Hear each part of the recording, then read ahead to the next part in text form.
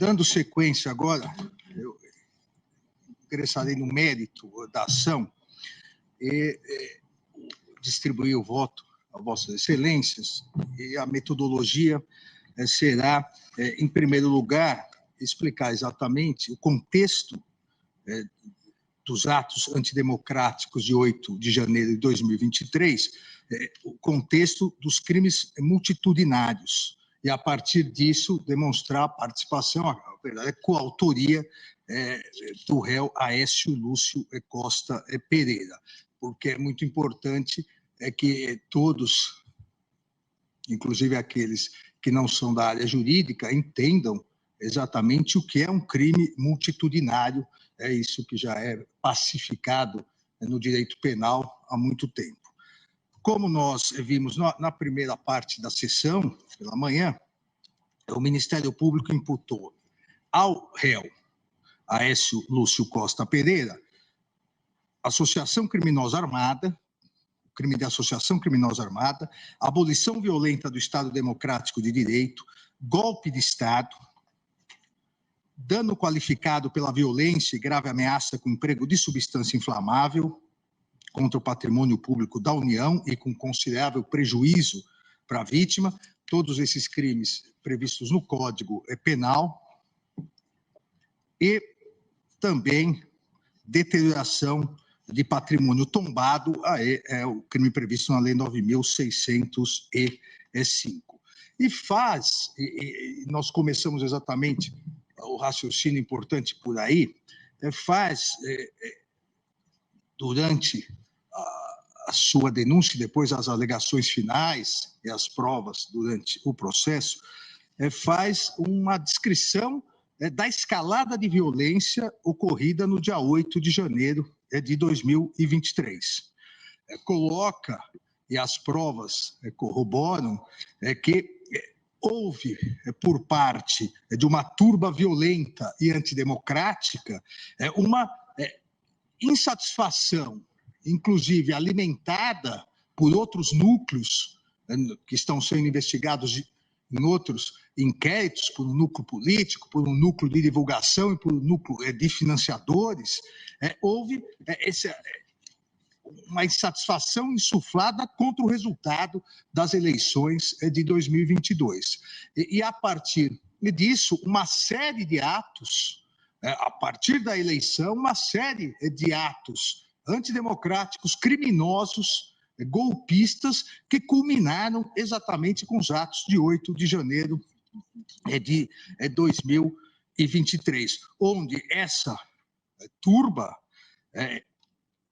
essa multidão criminosa, ela invadiu sem autorização a Praça dos Três Poderes, primeiro a esplanada, que estava proibida pelas forças de segurança, ingressou com o conluio e a omissão de diversos agentes de segurança que estão sendo investigados, vários já denunciados, e alguns comandantes da Polícia Militar presos exatamente por isso, ingressou depois na Praça dos Três Poderes e, de forma violenta, essa turba passou a destruir o patrimônio público, destruir bens do Congresso Nacional, do Supremo Tribunal Federal, com maior violência, e no Palácio do Planalto.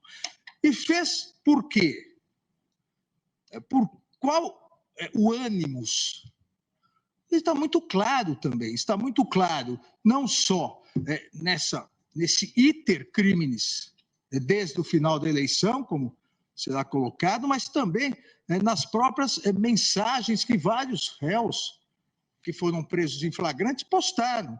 Fez com o intuito de derrubar o governo democraticamente eleito em 2021 e que havia tomado posse dia 1º de janeiro, em 2022, e que havia tomado posse em 1º de janeiro de 2023, pleiteando uma intervenção militar.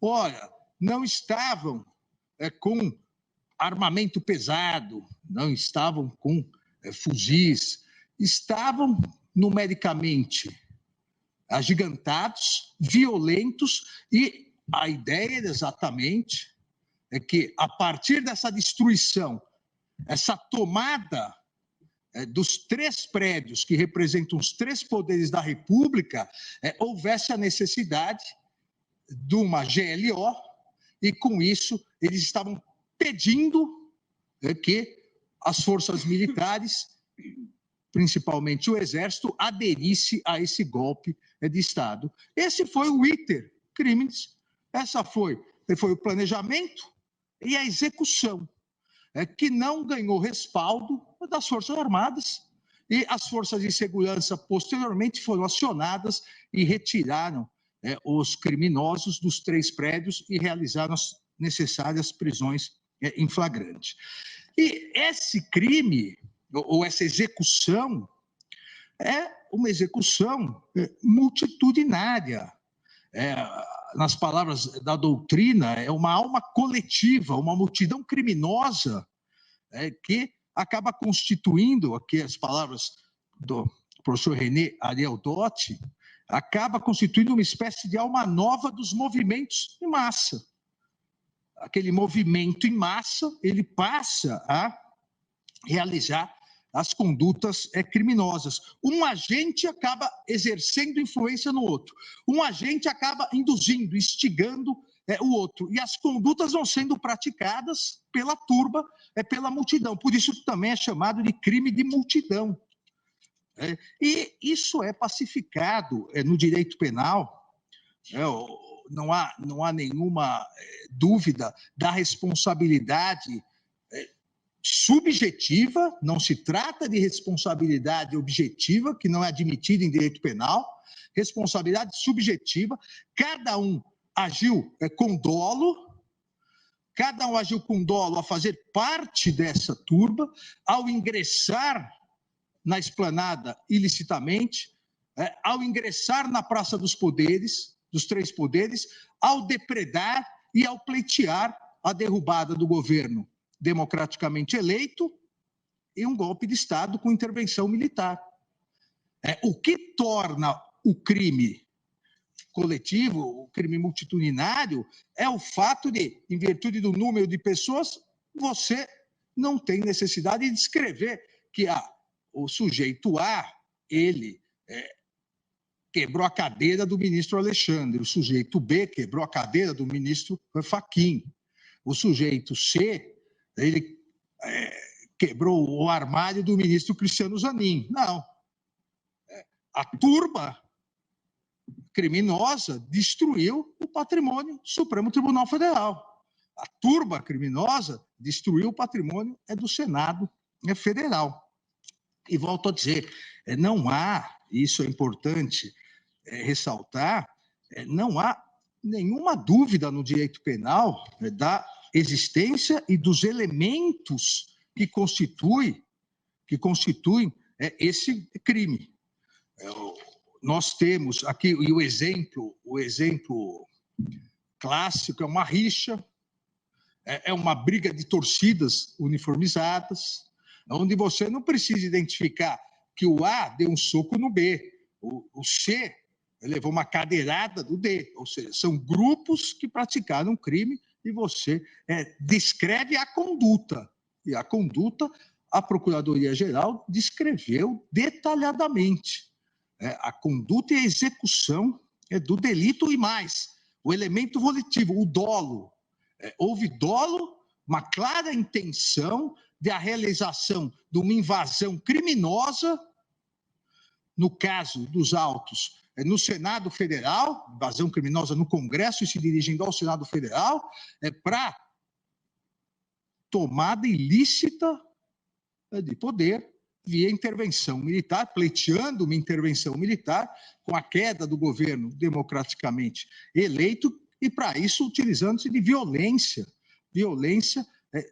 juntamente com os demais e a destruição que nós veremos logo agora. Então, razão, primeiro, importante já salientar nesse primeiro momento, que razão assiste aqui ao Ministério Público ao afirmar que esses crimes são crimes multitudinários, crimes dessa natureza, a individualização detalhada das condutas encontra barreiras intransponíveis, detalhadíssima, pela própria caracterização coletiva da conduta. Não resta dúvidas, porém, é isso que a acusação tem o dever de comprovar durante a ação penal, não resta dúvidas de que todos, nos crimes multitudinários, todos contribuíram para o resultado, eis que se tratava realmente de uma ação conjunta, perpetrada por inúmeros agentes direcionados ao mesmo fim. É mais fácil entender os crimes multitudinários, principalmente aqueles que não são da área jurídica, vendo exatamente os vídeos aqui que demonstram melhor, as imagens demonstram melhor que as palavras, a natureza do crime multitudinário. Agora, no vídeo, o que está nos autos como foto. Vejam, não há necessidade de descrever cada uma das condutas, porque as condutas são da turba, um insuflando o outro, um instigando, um induzindo, são copartícipes do crime. Primeiro no Tribunal, agora no Supremo Tribunal Federal. Aqui, presidente, e essas imagens são poucas imagens trazidas, um resumo do que consta nos autos, claramente demonstrado que não há nenhum, como eu disse antes, domínio parque, nenhum passeio. Atos criminosos, atentatórios à democracia, atentatórios ao Estado Democrático de Direito, por uma turba de golpistas que pretendiam uma intervenção militar para derrubar um governo democraticamente eleito em 2022.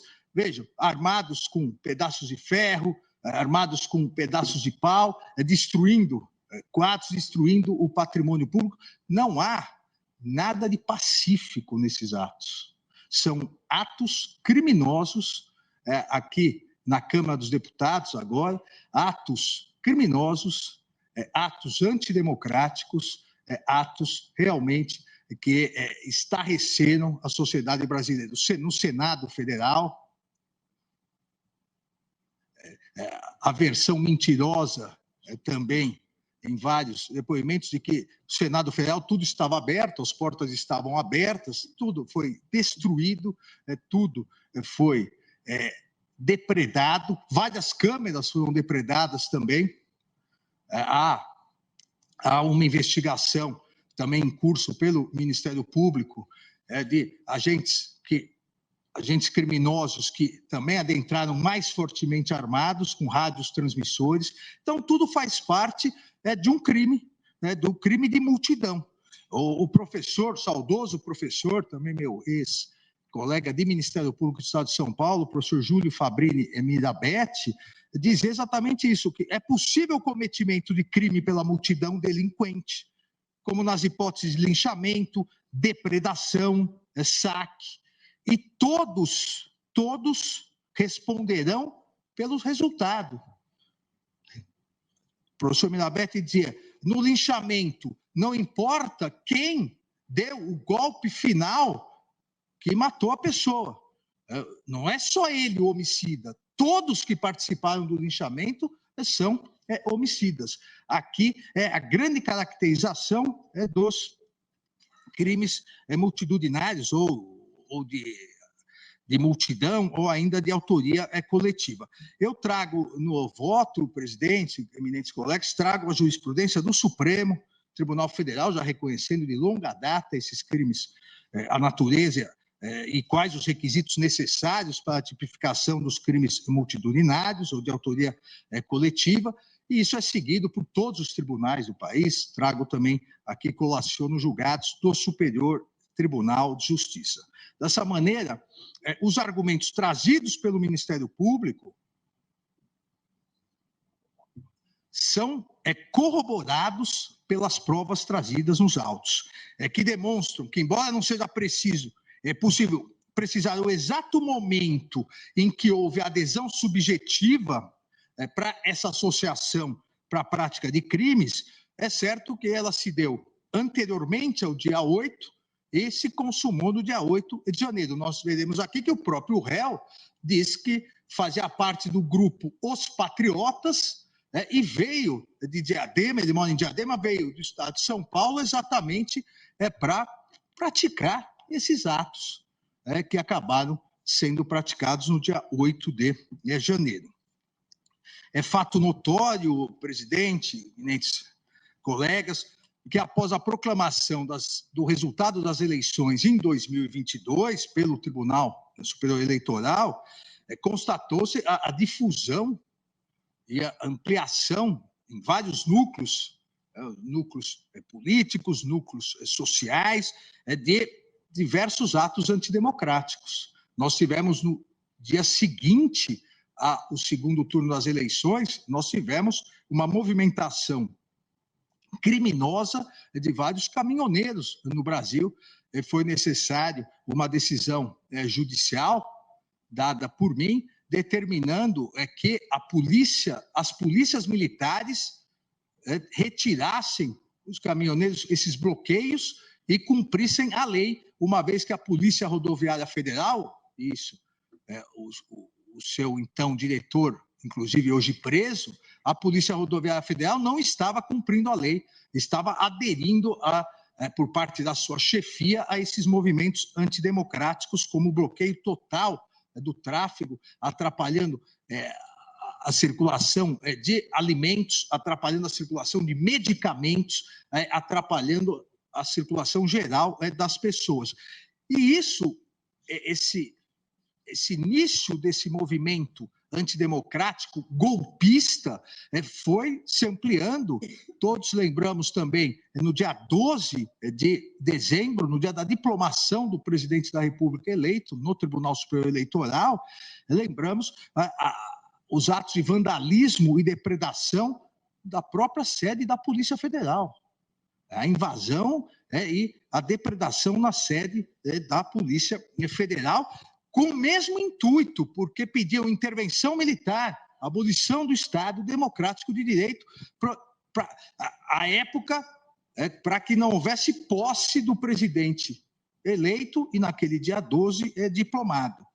O relatório elaborado pelo interventor federal, Ricardo Capelli, designado pelo presidente da República no próprio dia 8 de janeiro, traz a informação exatamente que o acampamento em frente ao quartel-general do Exército, que começou a ser montado em 1º de novembro, no dia seguinte à divulgação dos resultados da eleição presidencial, ele se encerrou em 30, havia se encerrado em 30/10, voltou dia 1º de novembro, e no dia 15 de novembro era visível a aglomeração de pessoas em frente ao quartel-general, pessoas essas que receberam no dia 8 diversos ônibus de golpistas, entre eles o réu, que lá se organizaram, se alimentaram, como o próprio réu confessa, e a partir disso passaram para a prática criminosa.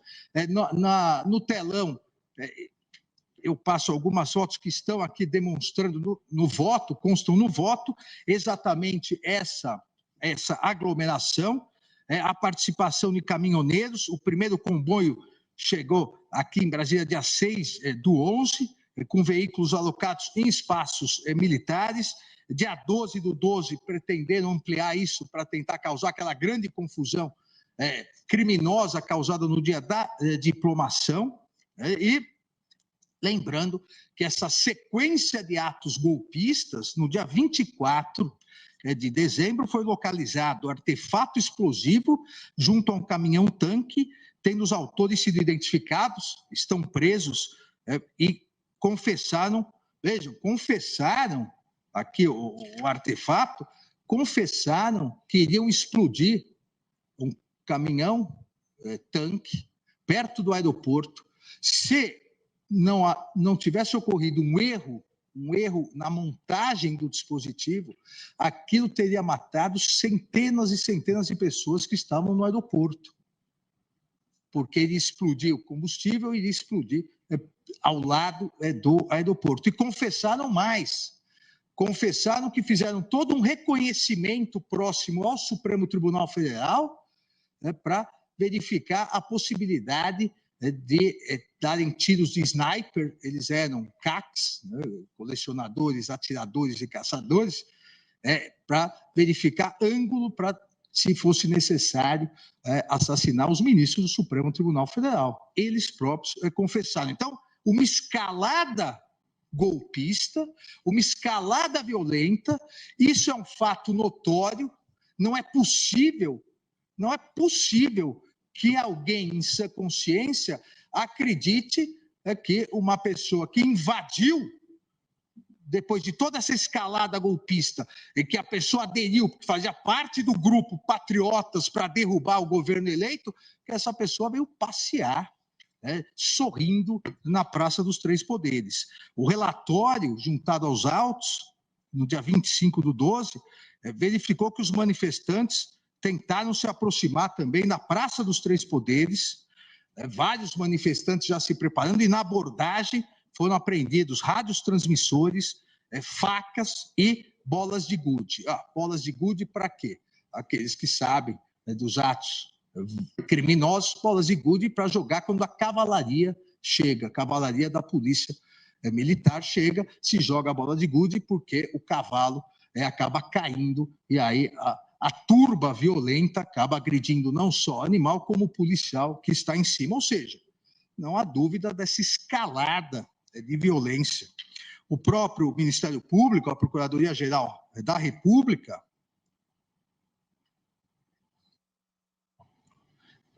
afirma nas suas alegações finais que a partir de 6 de janeiro, em razão da previsão de chegada de caravanas e do conteúdo belicoso veiculados nas mensagens compartilhadas,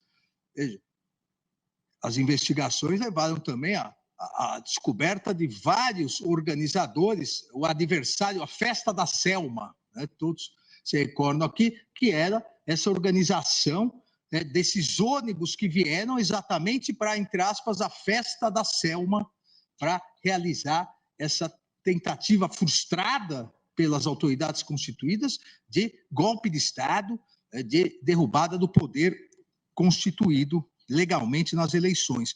E a Procuradoria diz que, em razão dessa previsão, a natureza e as proporções violentas, era necessário que não fosse possível adentrar a esplanada dos ministérios.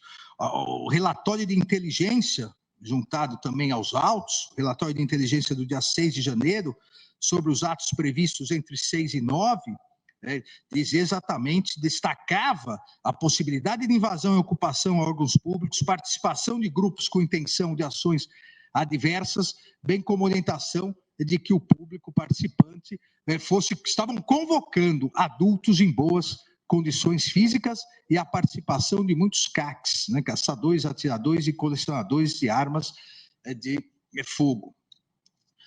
E tudo isso acabou tendo a complacência, e como disse, já há denúncias e investigações de autoridades constituídas, inclusive autoridades policiais militares. Nada disso teria acontecido, presidente, nada disso teria ocorrido, colega, se a Polícia Militar do Distrito Federal tivesse atuado segundo o procedimento correto. Eu falo aqui com absoluta tranquilidade, como ex-secretário de Segurança Pública de São Paulo, se não precisaria mais do que mas se 2 batalhões de choque com um escudo grande estivessem presentes na Praça dos Três Poderes, nada disso teria ocorrido. Basta verificar que quando eles finalmente, após a depredação, a invasão golpista, quando eles finalmente chegaram, em 20 minutos a questão se solucionou.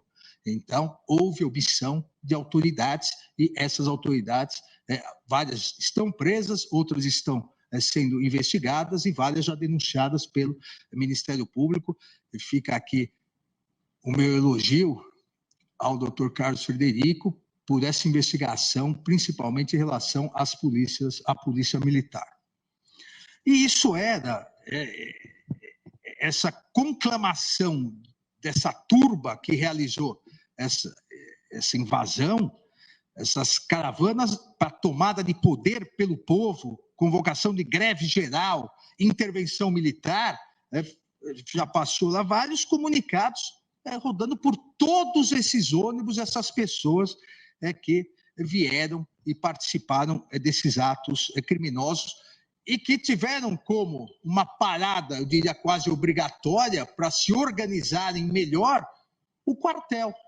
Tiveram os acampamentos, o acampamento feito nas portas do quartel do comando do Exército aqui em Brasília, que também esse plenário, em mais de 1.000 denúncias recebidas, entendeu que é crime.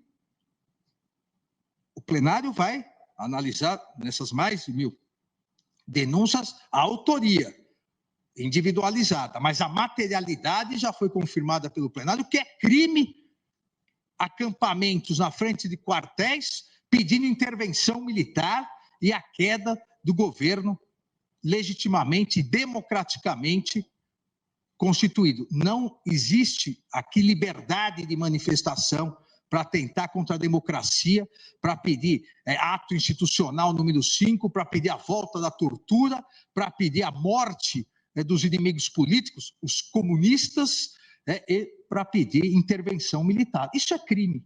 E esse plenário, em mais de 1.100 denúncias, já recebimentos de denúncias, constatou isso. Ação, o panorama, esse panorama geral, e presidente, colegas, esse panorama geral, ele serve para todas as demais ações penais, porque é um crime coletivo. Esse panorama evidencia que os propósitos criminosos eram plenamente difundidos, conhecidos anteriormente por todos, tendo em vista que os manifestantes, eles insuflavam e pediam que as Forças Armadas tomassem com violência o poder, que houvesse uma intervenção militar, como se isso fosse democrática e constitucionalmente aceito. A ação delituosa visava exatamente, e dessa forma contínua que explodiu no dia 8 de janeiro, visava impedir de forma contínua o exercício dos poderes constitucionais e ocasionar a deposição do governo legitimamente constituído. Só que contava com a indispensável participação do Exército Brasileiro, que não faltou aos brasileiros e à sociedade. O fato de eventuais militares terem participado de ações golpistas e estarem sendo investigados não macula uma verdade histórica que deve ser aqui proclamada. O Exército Brasileiro não aderiu a esse devaneio golpista de vários, inclusive, políticos que estão sendo investigados. Presidente, na linha do que sustenta a Procuradoria-Geral da República, essa agregação de pessoas eles foram produzindo os grupos, essa associação se deu através dessa ideia do mesmo objetivo, e o objetivo era exatamente esse. Era, em determinado dia, que acabou sendo o dia 8 de janeiro, de forma violenta, invadir e tomar a sede dos três poderes para inviabilizar realmente o exercício dos poderes. Não sejamos, eu diria aqui, não sejamos ingênuos de achar que os manifestantes fizeram domingo porque não havia ninguém nos prédios. Fizeram domingo porque encontraram maior facilidade no domingo. E a ideia era continuar nos prédios para inviabilizar o exercício dos poderes e para que, com aquela primeira adesão lamentável que houve por parte de determinados oficiais da Polícia Militar, a polícia não retiraria, e no momento em que, se houvesse a necessidade, o Exército fosse convocado, tentariam convencer o Exército a aderir a esse golpe de Estado. Veja, não há nenhuma dúvida em relação a isso. Não saíram dos prédios porque depois da visita, resolveram voltar para casa. Só saíram quando a polícia chegou, inclusive com bombas de gás lacrimogêneo. O choque chegou e retirou os manifestantes. Os criminosos, não manifestantes, os criminosos golpistas. No dia 8, as imagens colacionadas nas alegações finais do Ministério Público, e aqui eu também peço atenção, está no voto, mas para facilitar, mostram a sequência que foi realizada. O início dessa marcha golpista com destino à esplanada dos ministérios, que, volto a dizer, por reunião de todas as forças de segurança, realizada da sexta e no sábado anterior, estava fechada, não era permitida a entrada na esplanada dos ministérios. Houve, por parte de algumas autoridades, uma contra-ordem irregular no domingo pela manhã. Exatamente por isso, o próprio Supremo Tribunal Federal não estava com a proteção normal que havia sido feita em outros momentos, nos dias 7 de setembro, em outros momentos onde houve o risco de invasão, porque todas as forças de segurança acordaram que não se entraria na esplanada dos ministérios, Ocorreu essa invasão, mostra a linha do tempo que às próximas 14h45 houve o rompimento da barreira de contenção policial, o que viabilizou que essa turba golpista prosseguisse em direção ao Congresso Nacional com a retirada dos gradis. Aproximadamente às 15 horas ocorreu a invasão da parte interna do Congresso Nacional. Às 15h10, outro grupo adentrou o estacionamento e a parte de trás do Palácio do Planalto, subindo a rampa às 15h20. Às 15h30 foi rompida parte da estrutura de segurança do Supremo Tribunal Federal, e aqui, presidente, também faço questão de salientar que a nossa segurança atuou de forma extremamente corajosa, porque como não havia a autorização de ingresso na esplanada dos ministérios, não foi montado todo aquele aparato maior de segurança, mas os agentes aqui de segurança que aqui estavam atuaram corajosamente contra uma turba enfurecida que os agredia, que jogava pedra, jogava pedaços de pau, vários estavam com facas, ou seja, nada pacífico, não houve nada pacífico nesse dia, até porque a tentativa de morte da democracia não é pacífica.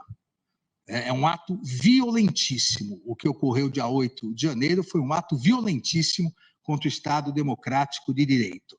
Às 15h30, como disse, foi rompida parte da estrutura de segurança do Supremo Tribunal Federal com a invasão do local por 300 criminosos que iniciaram a depredação do prédio. A retomada dos prédios, como eu disse, só foi possível no início da noite, a partir daí sim da chegada dos batalhões especializados da Polícia Militar, que contiveram e prenderam inúmeros golpistas. Portanto, presidente, em relação, e por isso que digo que essa parte ela é comum a todos os agentes que praticaram esse crime de multidão, em relação à materialidade,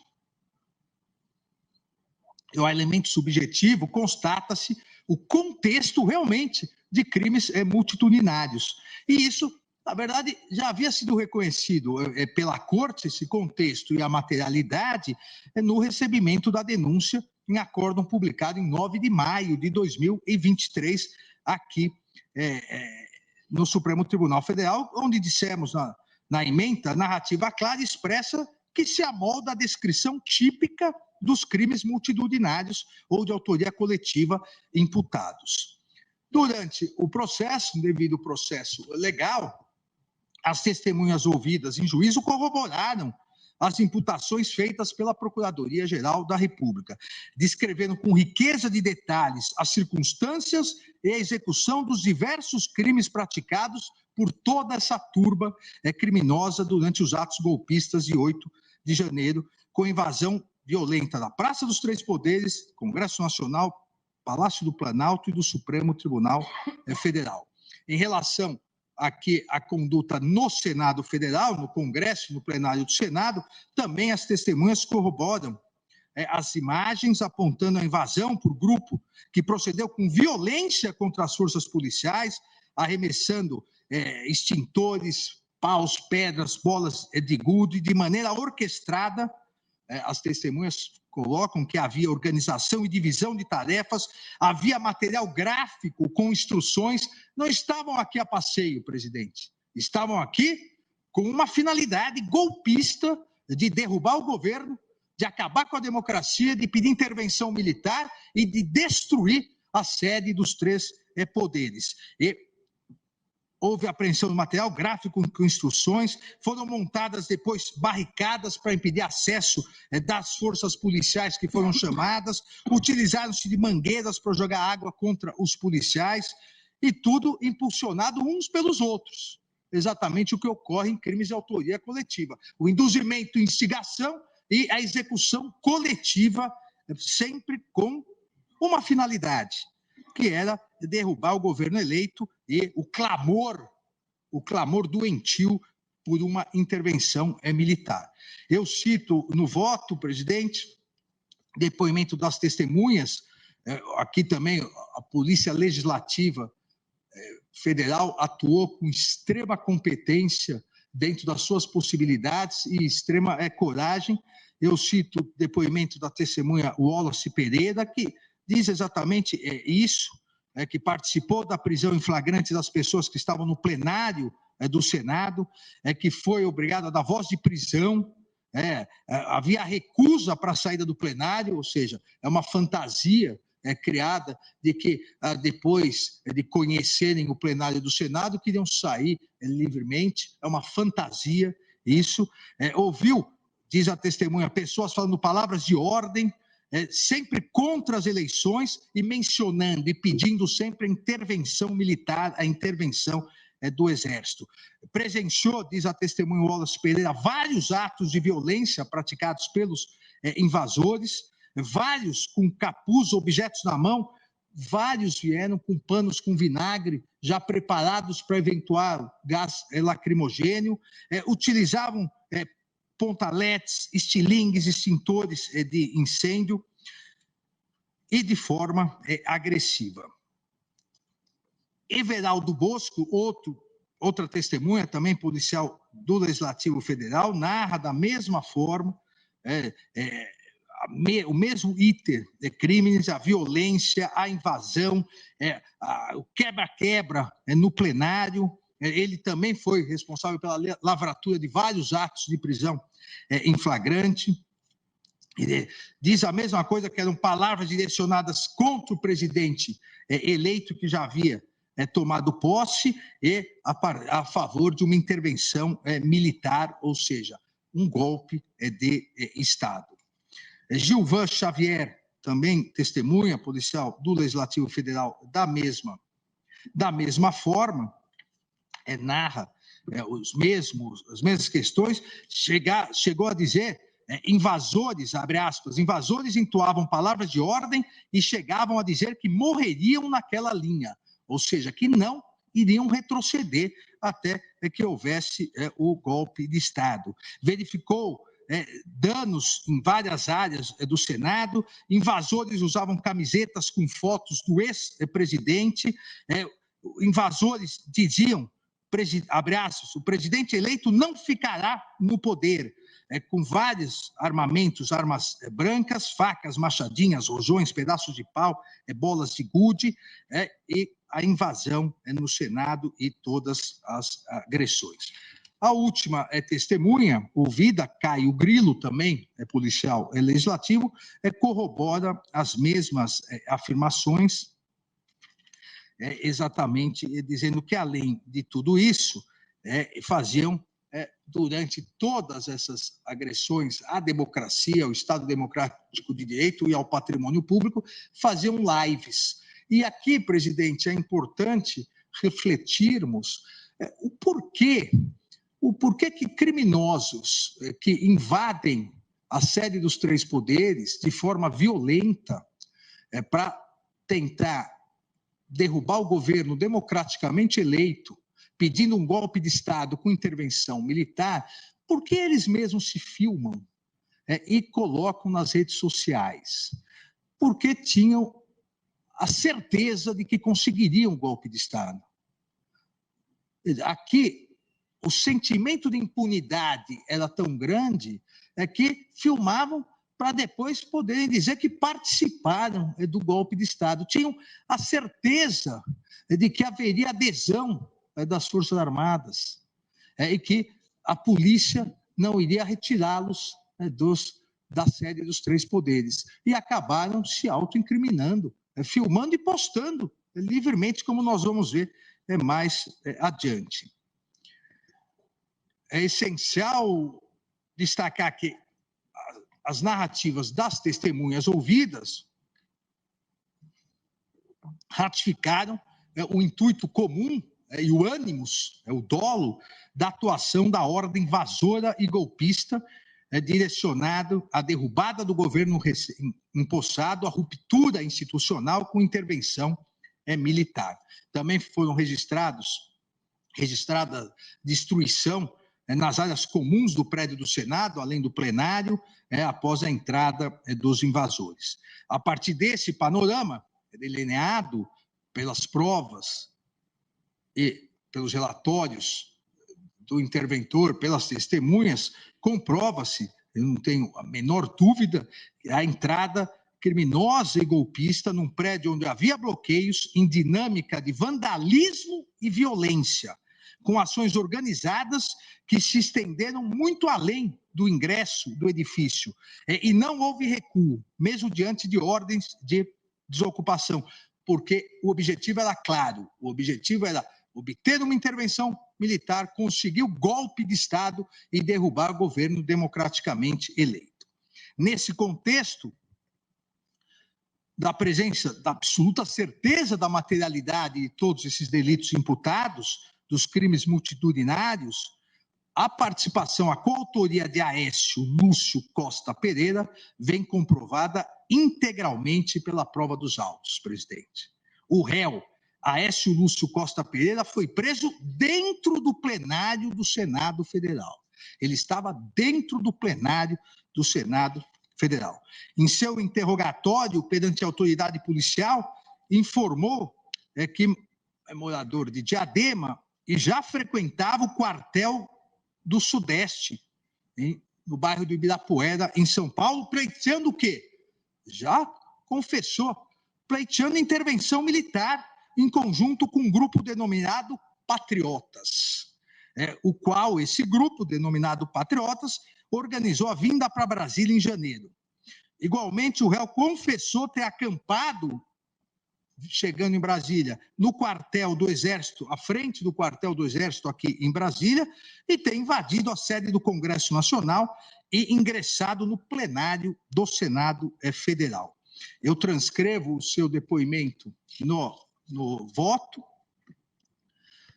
Diz que fez uma doação de R$380 para o grupo Patriotas. Veja, presidente, é um grupo que já pleiteava a intervenção federal na frente do quartel em São Paulo, no Ibirapuera, no quartel, no comando do Sudeste, se cotizou, fizeram doações, ele confessa que fez doação de R$380 para vir a Brasília fazer o quê? A mesma coisa, pleitear a intervenção federal, tentar que o golpe fosse realizado. E continua narrando, confessa que ficou no QG do Exército também aqui em Brasília. Havia barracas, diz o réu, que disponibilizavam alimentação para a manifestação. Isso também está sendo investigado. Que seu objetivo era lutar pela liberdade. Veja, ele confessa que veio pedindo uma intervenção militar com um grupo chamado Patriotas que já pedia intervenção militar. em São Paulo para lutar pela liberdade. Qual era a liberdade? E nós vamos ver sequência, derrubar o governo, na cabeça dele, do réu, derrubar o governo democraticamente eleito.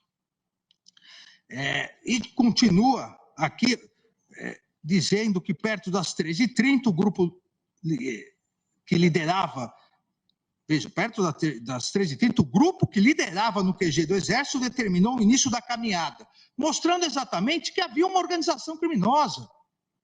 Aqui houve essa associação exatamente para tentar o golpe de Estado. E vai narrando que chegou, adentrou o Salão Negro, ascensou as galerias pela escadaria.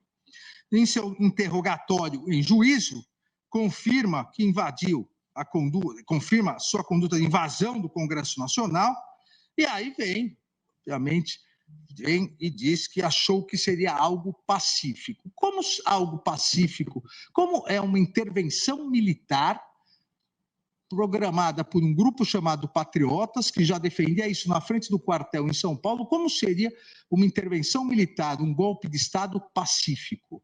Obviamente, aqui também é muito difícil verificar alguma credibilidade nessa mudança de versão que ocorreu em juízo. O réu, portanto, reconheceu que integrava um grupo autodenominado Patriotas, que atuava em frente do quartel-general de São Paulo, depois veio aqui para o quartel-general em Brasília, pleiteando ilicitamente a intervenção militar no país, e que organizou, inclusive com contribuição financeira, a vinda a Brasília para os atos golpistas, os protestos que acarretaram os atos golpistas de 8 de janeiro, tendo invadido a Praça dos Três Poderes e ingressado ilicitamente no plenário do Senado Federal. Houve também um trabalho técnico importante da Polícia Federal, que está nos autos, com a extração dos dados do aparelho telefônico apreendido com o réu por ocasião da sua prisão, que corrobora a prática criminosa pelo réu. Os vídeos produzidos pelo próprio réu, que espontaneamente divulgou por portais de notícias e redes sociais, verifica-se que ele próprio trajava camiseta com a inscrição Intervenção Militar Federal, e ele comemora a invasão na Praça dos Três Poderes e do Congresso Nacional e incentiva os atos golpistas. O primeiro vídeo. Sabesp, quem não acreditou, estamos aqui. Quem não acreditou, também estou aqui por vocês. Olha onde eu estou, na mesa do presidente. O próprio réu, com a camisa Intervenção Militar, a imagem fala mais do que todas as provas técnicas, invadiu violentamente, ingressou no Senado Federal e postou nas redes comemorando e, mais do que isso, incentivando a invasão. Diz na transcrição do vídeo: amigos da Sabesp, quem não acreditou, estamos aí, estamos aqui. Quem não acreditou, também estou aqui para vocês, porra. Olha onde eu estou, na mesa do presidente. Jadilson, Wilson, Rony, estamos aqui, porra. Marcelão, estamos aqui, caralho. Vai dar certo. Não desistam, vai dar certo. Não desistam. Saiam às ruas e parem as avenidas. Isso é um passeio pacífico, presidente? Ele veio aqui pacificamente conhecer o Senado Federal? Vai dar certo, não desistam, saiam nas ruas, parem as avenidas. Em outro vídeo que acompanha o laudo, também o réu, no meio do bando criminoso, que também participava dos atos golpistas, e ao lado de um outro homem chamado Leco, realizou gravação na rampa em frente ao Palácio do Planalto. Na mídia, Aécio Lúcio Costa Pereira incentiva a invasão, os atos golpistas, a depredação e o vandalismo, inclusive dizendo que, abre aspas, acho que defecará dentro do Senado e que nadará em um espelho d'água em que há no local. É o segundo vídeo. Supremo é o povo! Supremo é o povo! Supremo é o povo! Supremo é o povo! Brasil, que eu acho que eu vou cagar lá dentro do Senado. Tô nem aí, não. Não, gente, é nóis. Tem um espelho d'água lá, vou nadar lá. Aquilo lá é meu, vou nadar lá.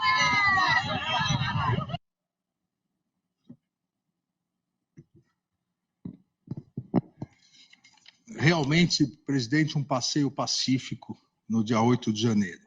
E um terceiro vídeo, Aécio Lúcio Costa Pereira, o réu, já havia invadido o Congresso Nacional, se encontrava no plenário do Senado.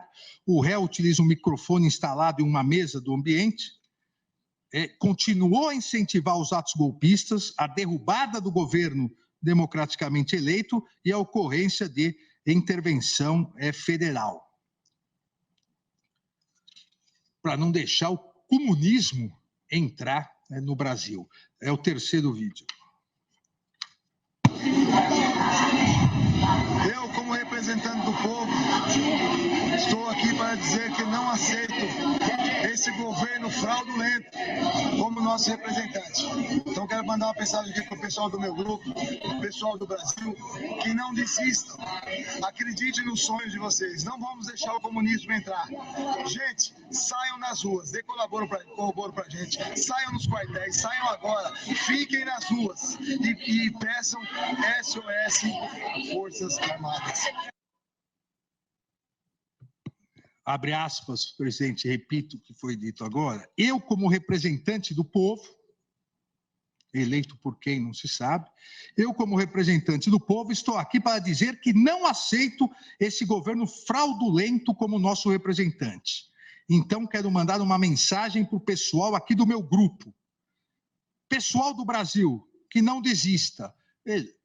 Grupo, associação criminosa, o crime de multidão, confessado várias vezes pelo próprio réu.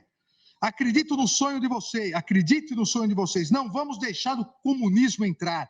Gente, saiam às ruas incentivando os atos golpistas. Dê corroboro para a gente. Saiam nos quartéis, saiam agora, fiquem nas ruas e peçam SOS Forças Armadas. E repete, Forças Armadas, incentivando a intervenção militar e a quebra da democracia por não aceitar, diz ele, esse governo fraudulento como nosso representante.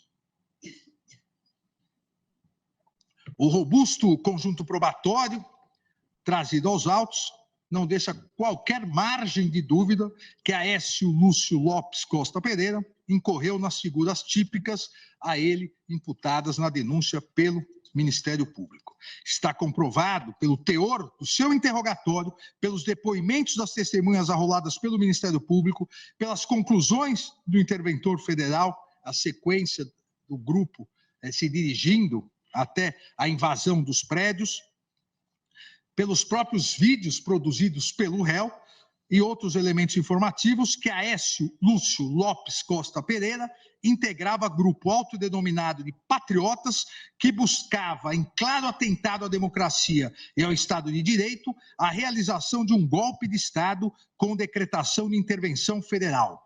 E, como participante integrante das caravanas que estavam no acampamento do quartel-general em Brasília, naquele fim de semana, invasor de prédios públicos na Praça dos Três Poderes, com emprego de violência, tentou abolir o Estado Democrático de Direito, visando o impedimento ou restringindo o exercício dos poderes constitucionais.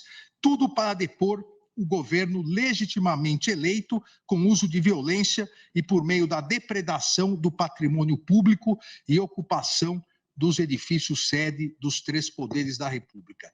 Essa conclusão, presidente, sem nenhuma dúvida, as provas dos autos demonstram exatamente isso. E a partir disso, presidente, agora, de forma mais rápida e específica, entrarei nos itens de cada um dos crimes imputados. Abolição violenta do Estado Democrático de Direito, que é o artigo 359-L do Código Penal. Tentar, com emprego de violência ou grave ameaça, abolir o Estado Democrático de Direito, impedindo ou restringindo o exercício dos poderes constitucionais. Olha, claramente o emprego de violência, claramente a intenção de abolir o Estado Democrático de Direito, confessado pelo próprio réu, inclusive, nos seus vídeos, para restringir o exercício dos poderes constituídos, porque tomaram de assalto criminoso a sede dos três poderes, com ameaças aos seus representantes. Então, presidente, as alegações finais da Procuradoria estão de acordo com todas as provas presentes nos autos. A autoria e a materialidade do delito estão comprovados, conforme no item anterior detalhadamente vimos. A previsão constitucional do Estado Democrático de Direito consagra a obrigatoriedade do país ser regido por normas democráticas, com observância da separação de poderes, bem como vincula a todos ao absoluto respeito aos direitos e garantias fundamentais, com a finalidade de afastamento de qualquer tendência ao autoritarismo e à concentração de poder. A Constituição Federal não permite a propagação de ideias golpistas, de intervenção militar, de ideias contrárias à ordem constitucional e ao Estado Democrático de Direito. Tampouco a realização de manifestações públicas ilícitas e violentas, visando a ruptura do Estado de Direito através da instalação do arbítrio. Não existirá um Estado democrático de direito sem que haja poderes de Estado independentes e harmônicos entre si. Não é possível atentar violentamente contra os poderes de Estado, impedindo ou tentando constrangê-los a não exercer as suas funções. Trata-se aqui do tipo penal inserido pela Lei 14.197, a lei que substituiu a antiga Lei de Segurança Nacional, com vistas exatamente a proteger o quê? Proteger o bem jurídico previsto na Constituição e objeto de mandado de criminalização previsto no artigo 5º, inciso 45, proteger o Estado democrático de direito. Aqui, presidente, o tipo penal consagra, e isso todas as democracias modernas têm tipos penais absolutamente semelhantes, o tipo penal consagra um instrumento protetivo do próprio Estado democrático de direito. O Estado democrático de direito precisa ter às mãos instrumentos legais para combater as atividades ilegais, as atividades violentas que visem o final da democracia, que visem exatamente encerrar o Estado democrático de direito. É uma proteção à preservação do Estado democrático de direito e de suas instituições. Não há dúvida, então, presidente, e repito aqui de forma mais resumida o iter crimes, que não vou cansá-los, não há dúvida que o réu cometeu o crime previsto pela nova lei, o réu cometeu o crime previsto no artigo 359-L, tentou, com emprego de violência, abolir o Estado democrático de direito, impedindo ou restringindo o exercício dos poderes constitucionais. Assim, presidente, eu no voto mostro outras fotos, diversas fotos que comprovam, estão nos autos e comprovam, novamente, reforçam, eu diria, essa tentativa. Digo que mais estarrecedora é a quantidade de vídeos e imagens postadas em redes sociais por esses inúmeros criminosos, entre eles o réu, que se vangloriavam desse enfrentamento e reiteravam a necessidade de golpe de Estado com a intervenção militar e a derrubada do governo democraticamente eleito, tendo isso chegado diuturnamente ao conhecimento dessa corte em inúmeras investigações da Polícia Federal. Os interrogatórios policial e judicial do réu, juntamente com os depoimentos das testemunhas e dos vídeos realizados e divulgados pelo próprio réu, já detalhados em item anterior, confirmam a prática do delito imputado. Dessa forma, presidente, voto no sentido da condenação do réu Aécio Lúcio Costa Pereira pela prática do crime previsto no artigo 359-L do Código Penal. Da mesma forma, presidente, voto no sentido da condenação do réu Aécio Lúcio Costa Pereira pela prática do crime previsto no artigo 359-M do Código Penal, que o nome iuris, golpe de Estado, tentar depor por meio de violência ou grave ameaça o governo legitimamente constituído. Importante aqui salientar, presidente, que são crimes, como a própria Procuradoria-Geral da República detalhou, absolutamente autônomos. Os tipos penais são diversos. Nós tivemos já aqui o crime do 359-L, quando se tentou, por exemplo, invadir o Supremo Tribunal Federal, constrangendo o exercício do Poder Judiciário. Só que, naquele momento, não houve a tentativa de golpe de Estado. Então, são crimes autônomos. No dia 8, houve os dois crimes. O crime do 359-L do Código Penal e o crime do 359-M do Código Penal. Tentar depor por meio de violência ou grave ameaça, o governo legitimamente constituído. E aqui, presidente, também, por mais ridículo que pareça, eu preciso fazer um esclarecimento, porque são tantos absurdos que se ouve, que às vezes o básico é necessário ser esclarecido. Várias pessoas defendendo que esse crime não ocorreu, porque não conseguiram dar o golpe de Estado. Ora, não existe crime de golpe de Estado, porque se tivessem dado o golpe de Estado, na verdade, quem não estaria aqui seríamos nós, para julgar o crime. Quem dá o golpe de Estado não é julgado, porque ganhou na violência o que democraticamente perdeu. Por isso que as elementares do tipo são bem claras. Tentar depor. Tentou, por meio de violência ou grave ameaça, depor o governo legitimamente constituído. E não conseguiu, por isso que vai às barras do tribunal responder por isso. Então, aqui também as provas já detalhadas anteriormente demonstram claramente isso. Os extremistas, entre eles o réu, que se auto-intitulava do grupo Os Patriotas, e usava uma camisa intervenção militar. Aqui não é nem só uma confissão oral pelos vídeos, é uma confissão de vestimenta. Configurou o crime. Também junto outras fotos demonstrando essa tentativa, mas não há nenhuma dúvida da autoria e materialidade da prática delituosa prevista no artigo 359-M. E rememoro aqui de forma mais resumida o que falei anteriormente no item genérico. Dessa forma, e relembro aqui que num dos vídeos o réu diz que não aceita esse governo fraudulento como nosso representante,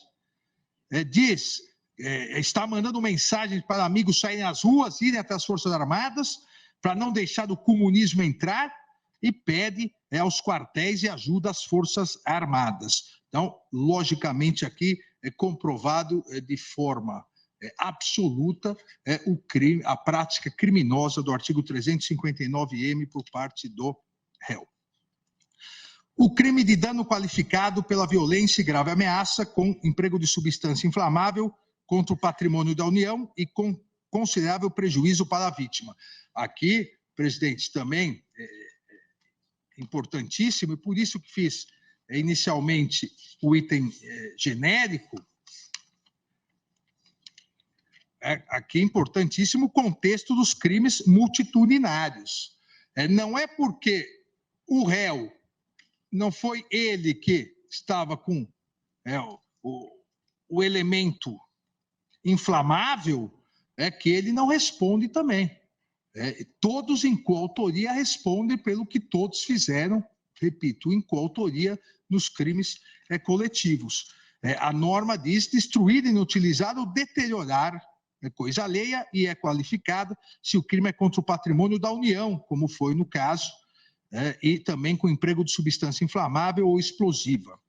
O Ministério Público aqui impõe, né, aponta na denúncia essa conduta. A violência, a pessoa, o grave ameaça foi dirigida às tropas e forças de segurança. Tivemos inúmeros policiais feridos, inúmeros agentes de segurança feridos, conforme relatório. Também tivemos prejuízos e tal, aqui só no Senado Federal, relatório de danos ao patrimônio do Senado em mais de 20 milhões. Há várias fotos sobre a estrutura dos prédios públicos, depredado, as imagens no relatório preliminar de vistoria do IFAM, ou seja, não há dúvida que houve aqui o dano. Há nos autos as fotos, e aqui também passando as fotos dos 3 prédios que foram depredados. Nós nem precisaríamos ver novamente, porque isso está na memória, lamentavelmente, isso está e ficará na memória de todos os brasileiros, como disse Vossa Excelência no dia 1º de fevereiro, na abertura do ano judiciário, o dia da infâmia, dia 8 de janeiro, onde acarretou mais, até agora já chegou a mais de 30 milhões os prejuízos acarretados por esses golpistas criminosos e violentos. As qualificadoras do artigo 163 incidem na conduta do réu. As qualificadoras são emprego de violência à pessoa contra os agentes de segurança, emprego de substância inflamável, há fotos depois da substância inflamável, e o próprio fogo colocado em vários tapetes e outros móveis comprova os laudos. Aqui o que foi apreendido foi contra o patrimônio da União, a terceira qualificadora, e por motivo egoístico ou com prejuízo considerável para a vítima. A União, prejuízo, como eu disse, já de mais de 30 milhões. Foram apreendidos, e cito aqui a página 82 do voto, presidente, no auto de apreensão, foram apreendidos bombas de caráter caseiro, aparelhos tipo maçarico, frascos cheios de contendo líquido amarelo, gasolina para colocar fogo, galão de gasolina, outros máscaras tipo bataclavas, faca com cabo de plástico, ou seja, tubo semelhante à cola, líquidos explosivos, fogo, ou seja, tudo o que é exigido para caracterizar as qualificadoras. Dessa forma, presidente, e repito aqui o que disse anteriormente, além de tudo, o réu continuava incentivando, seja aqui, os seus companheiros, como ele disse, no plenário do Senado, seja pedindo para saírem às ruas, para que houvesse a tomada do poder e continuassem no Senado Federal, continuassem na prática criminosa que causou todos esses danos ao patrimônio público. Então, também voto no sentido da condenação do réu, Aécio Lúcio Costa Pereira, pela prática do crime previsto no artigo 163, parágrafo único, incisos 1, 2, 3 e 4 do Código Penal. Deterioração do patrimônio tombado. A Procuradoria-Geral da República denuncia também pelo crime do artigo 621 da Lei 9.605. Aqui, a objetividade jurídica é outra, não é só a propriedade. O crime de dano no Código Penal, a objetividade jurídica é a propriedade, no caso, a propriedade da União. Aqui não, aqui é o patrimônio, o valor, muito mais do que o valor físico, patrimonial, o valor histórico, o valor da memória do país. Destruir, inutilizar ou deteriorar bem especialmente protegido por lei, ato administrativo ou decisão judicial. Ou seja, além da depredação geral, houve especificamente a deterioração, e nós vimos aqui o relógio de 1808, trazido por Dom João VI ao Brasil, quadros de Cavalcante, ou seja, a horda criminosa, os vândalos golpistas, não deixaram nada intocável. Então, a Procuradoria-Geral da República, a fim de tutelar o patrimônio cultural, e é por isso que são crimes também independentes, aqui são crimes específicos, o artigo 621 da Lei 9.605, a objetividade jurídica, a tutela do patrimônio cultural. E o edifício sede dos poderes e o conjunto urbanístico da Praça dos Três Poderes são bens protegidos pelo Unesco, pelo governo do Distrito Federal e pelo IPHAN. Além disso, são representativas da obra de Oscar Niemeyer, sendo protegidas pelo processo de tombamento 1550, empreendido pelo IPHAN. Não há dúvida sobre a materialidade do delito, as imagens e os laudos comprovam, e a autoria, também a autoria coletiva, nesse contexto de crimes multitudinários. Dessa forma, também voto no sentido da condenação do réu Aécio Lúcio Costa Pereira pela prática do crime previsto no artigo 621 da Lei 9.605 de 98. Associação criminosa armada, artigo 288, parágrafo único do Código Penal. Associarem-se 3 ou mais pessoas para fim específico de cometer crimes. Também foi detalhado pelo Ministério Público que, embora de início salientei isso, não fosse possível precisar o exato momento em que houve adesão ou associação, nessa ação é mais fácil até porque ele próprio confessa que o grupo Patriotas já se postava na frente do quartel-general de São Paulo para pregar a intervenção militar e se cotizaram, ele doou R$380 e vieram para Brasília. Então, aqui ainda é mais patente ainda que em outros casos, para praticar essa série de crimes. Não vieram aqui, como eu disse, passear, vieram aqui para a prática dessa série de crimes, até porque o propósito criminoso era plenamente difundido e conhecido anteriormente, tendo em vista que os manifestantes queriam o quê?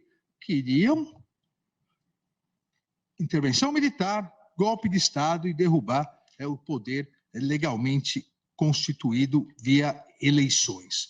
Cito aqui, presidente, também as provas produzidas, outras fotos que também não há necessidade de repetirmos, mas as circunstâncias já narradas nos autos mostram que houve ajuste de vontades nesse crime, no grupo Patriotas e nesse crime de autoria coletiva, com direcionamento para um enfrentamento no dia 8 de janeiro com as forças de segurança, agressões físicas dirigidas aos policiais, atos de violência, tentativa de golpe de Estado, o constrangimento ao exercício dos poderes constituídos, depredação e invasão da sede dos 3 poderes. A causa de aumento de pena do parágrafo único do artigo 288 também deve incidir, porque, e aqui cito o professor e magistrado de São Paulo, o professor Guilherme de Souza Nutti, que a utilização de armas brancas, armas impróprias, também caracteriza a qualificadora, não há necessidade só para caracterização da qualificadora, e aqui algumas das armas apreendidas, não há necessidade só de armas de fogo.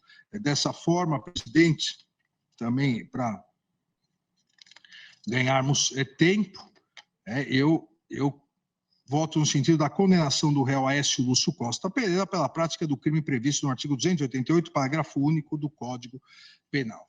Diante de todo exposto, julgo procedente a presente ação penal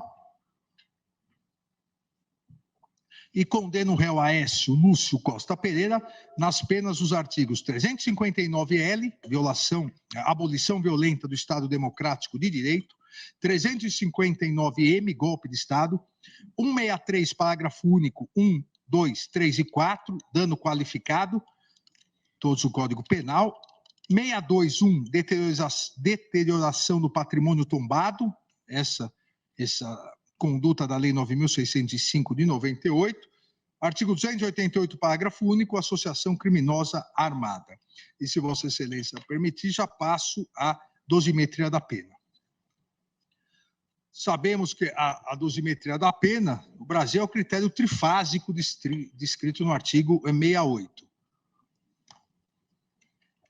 E deve levar em conta as circunstâncias judiciais, inicialmente previstas no artigo 59 do Código Penal, em relação a cada caso concreto, de acordo com suas circunstâncias, e encerra sempre uma certa discricionalidade judicial para a efetivação.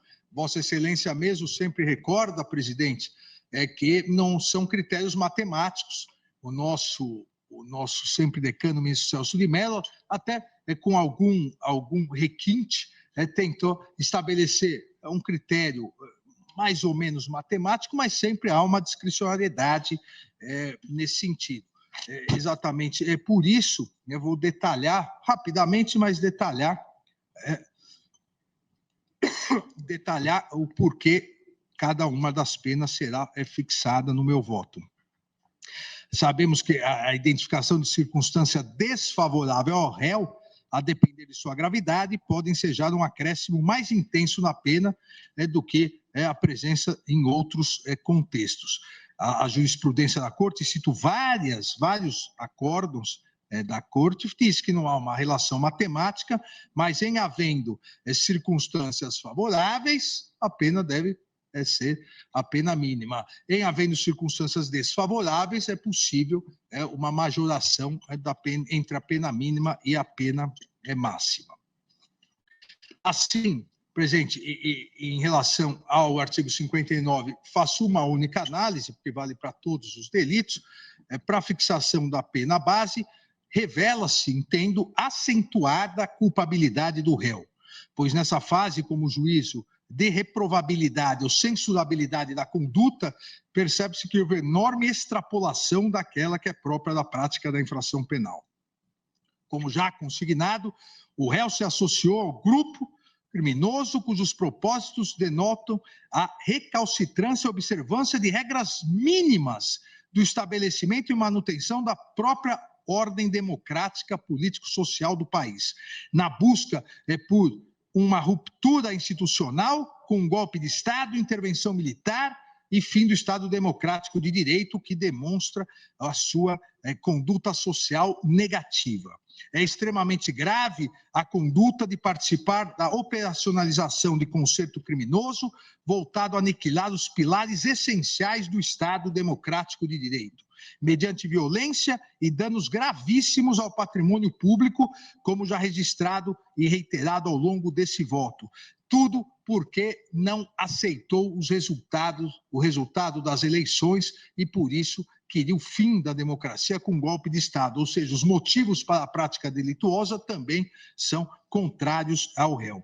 Conforme destaquei, presidente, minha posse na presidência do Tribunal Superior Eleitoral, a democracia não é um caminho fácil, exato ou previsível, mas é o único caminho.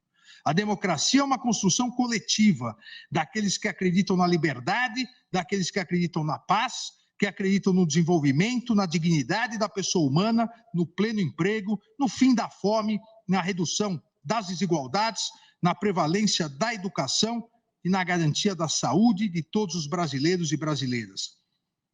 A democracia é uma construção coletiva de todos que acreditam na soberania popular e, mais do que isso, de todos que confiam na sabedoria do povo, que acreditam que nós todos, autoridades, judiciário, executivo e legislativo, somos passageiros, mas que as instituições devem ser fortalecidas, pois são permanentes e imprescindíveis para um Brasil melhor, para um Brasil de sucesso e progresso, para um Brasil com mais harmonia, com mais justiça social, com mais igualdade e solidariedade, com mais amor e esperança. A prática delituosa do réu foi exatamente contra tudo isso. Foi contra o exercício da democracia, o exercício ou a crença do Brasil democrático, um Brasil melhor. Então, a sua conduta social, a sua culpabilidade são de alta reprovação. Também, presente as circunstâncias do crime, não favorecem o réu. Os atos criminosos, golpistas e atentatórios das instituições republicanas desbordaram para depredação, vandalismo, que ocasionaram prejuízo de ordem financeira que alcança cifras de dezenas de milhões. para além da perda do viés social, político, histórico, alguns, inclusive, irreparáveis a serem suportados por toda a sociedade brasileira. A resposta estatal não pode falhar quanto à observância da necessária proporcionalidade na fixação das reprimendas. Por consecutário, já que na primeira fase da dosimetria devem ser sopesadas todas as particularidades do panorama posto, a fim de que os quantitativos da reprimenda aguardem razoabilidade, proporcionalidade, suficiência e adequação para com a hipótese. A dimensão do episódio, isso também é importantíssimo, suscitou manifestações oficiais de líderes políticos de inúmeros países, de líderes religiosos, de organizações internacionais, todos certamente atentos aos impactos que as condutas criminosas dessa natureza podem ensejar em âmbito global e ao fato de que, infelizmente, não estão circunscritas à realidade brasileira, à vista, por exemplo, dos lamentáveis acontecimentos ocorridos em 6 de janeiro de 2021, com a invasão do Capitólio nos Estados Unidos. Assim, as 4 circunstâncias sociais, culpabilidade, conduta social, circunstâncias do crime, motivos para a prática criminosa, são desfavoráveis ao réu. A partir desse estabelecimento que são desfavoráveis, fixo a pena inicialmente do artigo 359-L, abolição violenta do Estado Democrático de Direito. Com base exatamente nas 4 circunstâncias amplamente desfavoráveis ao réu, a pena é de 4 a 8 anos de reclusão. Eu fixo a pena base em 5 anos e 6 meses de reclusão. Ante a inexistência de circunstâncias agravantes, atenuantes ou causas de aumento ou diminuição, torno para esse crime a pena definitiva em 5 anos e 6 meses de reclusão. Em relação ao crime do artigo 359-M, golpe de Estado, a pena aqui varia de 4 a 12 anos de reclusão. Novamente, em virtude das 4 circunstâncias judiciais amplamente desfavoráveis ao réu, fixo a pena base em 6 anos e 6 meses de reclusão. Não há circunstâncias agravantes, atenuantes ou causas de aumento ou diminuição, torno para esse crime a pena definitiva em 6 anos e 6 meses de reclusão. Em relação ao dano qualificado, na primeira fase, com base nas circunstâncias judiciais do artigo 59, também, repito, as 4 amplamente desfavoráveis ao réu, fixo a pena base em 1 ano e 6 meses de detenção e 50 dias multa, fixando cada dia multa em 1/3 do salário mínimo. Aqui também não há agravantes, não há atenuantes ou causa de aumento ou diminuição de pena, torno a pena definitiva em 1 ano e 6 meses de detenção e 50 dias multa, fixando cada dia multa em 1/3 do salário mínimo.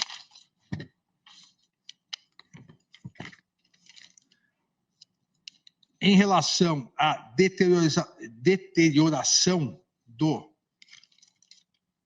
patrimônio tombado da lei, o artigo 621 da lei 9.605 de 98, a pena é fixada, a pena prevista de reclusão de 1 a 3 anos e multa. Eu fixo a pena base em 1 ano e 6 meses de reclusão e 50 dias multa, fixando cada dia multa em 1/3 do salário mínimo, aqui também porque amplamente desfavoráveis às 4 circunstâncias judiciais. Se torna definitiva essa pena porque não há atenuantes, agravantes a serem consideradas ou causas de aumento ou diminuição de pena. Finalmente, em relação ao artigo 288, parágrafo único, associação criminosa armada, a pena é prevista de 1 a 3 anos, em virtude das circunstâncias judiciais amplamente desfavoráveis ao réu, fixo a pena base em 1 ano e 6 meses de reclusão. Nos termos do parágrafo único, a pena aumenta-se até a metade se a associação é armada ou se houver a participação de criança ou adolescente, major em 1/3 e torna a pena definitiva em 2 anos de reclusão para esse crime. O total das penas e o regime inicial de cumprimento ficam assim fixados, presidente. Consideradas as penas para cada crime acima fixadas e a existência de concurso material, artigo 69 do Código Penal, fixo a pena inicial do réu, Aécio Lúcio Costa Pereira, em 17 anos, sendo 15 anos e 6 meses de reclusão e 1 ano e 6 meses de detenção, e 100 dias multa, cada dia multa no valor de 1/3 do salário mínimo.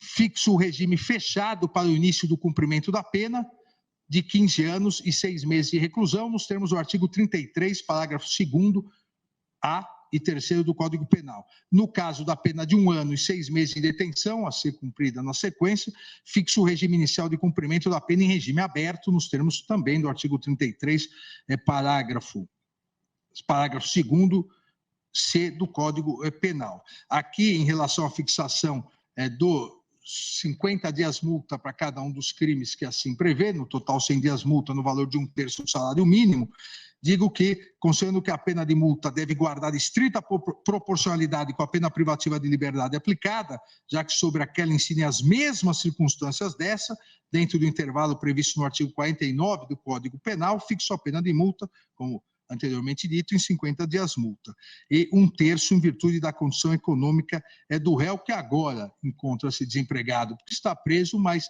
como foi dito, inclusive, da tribuna, foi empregado por mais de 20 ou 30 anos da Sabesp, uma importante companhia do Estado de São Paulo. Também, presidente, foi pedido em relação aos danos coletivos, condenação ao pagamento de indenização mínima, ressarcimento dos danos materiais e morais coletivos. A Procuradoria da República apresentou pedido de condenação do réu ao pagamento de indenização mínima, conforme artigo 387-4 do CPP, em valor correspondente ao dobro dos danos materiais que forem apontados pela perícia e pelos órgãos de proteção ao patrimônio, objetivando ressarcir também os danos morais coletivos e os danos ao acervo histórico e material. Relembro que, nos termos do artigo 91, inciso 1 do Código Penal, são efeitos da condenação tornar certa a obrigação de indenizar o dano causado pelo crime. Já nos termos do artigo 387-4, também do CPP, estabelece que o juiz, ao proferir sentença condenatória, fixará valor mínimo para a reparação dos danos causados pela infração, considerados os prejuízos sofridos pelo ofendido. Nesse sentido, rememoro o que disse anteriormente, que o prejuízo material resultante dos atos criminosos, até o momento, chega a quase 30 milhões de reais, sendo que há danos inestimáveis ao patrimônio histórico e cultural, tendo em vista que obras e bens foram declarados irrecuperáveis. Só no Senado o dano foi de mais de 3.500.000, sem a estimativa do patrimônio histórico e cultural irrecuperável. Na Câmara, mais de 1.200.000, na verdade, no laudo, mas agora já ultrapassa 3 milhões.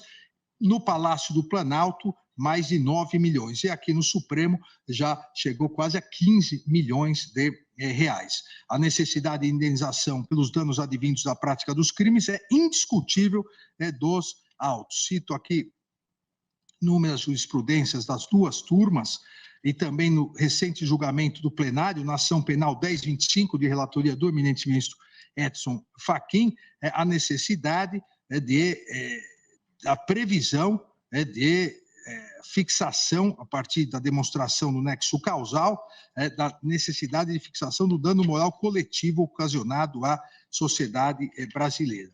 Diante da ofensa a direitos difusos, ou seja, pertencentes a titulares indeterminados, os danos materiais coletivos têm função eminentemente punitiva, a razão pelo qual a sua quantificação deve ser guiada primordialmente pelo seu caráter pedagógico.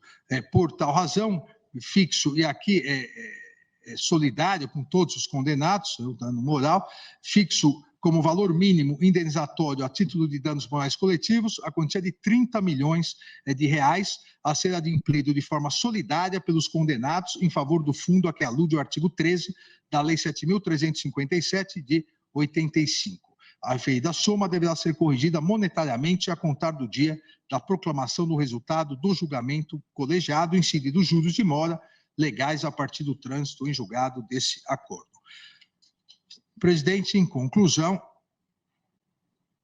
diante de todo o exposto, rejeito aos preliminares, julgo procedente a ação penal para condenar o réu Aécio Lúcio Costa Pereira a pena de 17 anos, sendo 15 anos e 6 meses de reclusão e 1 ano e 6 meses de detenção, além de 100 dias multa, cada dia multa no valor de 1/3 do salário mínimo, iniciando-se em regime fechado e fixo.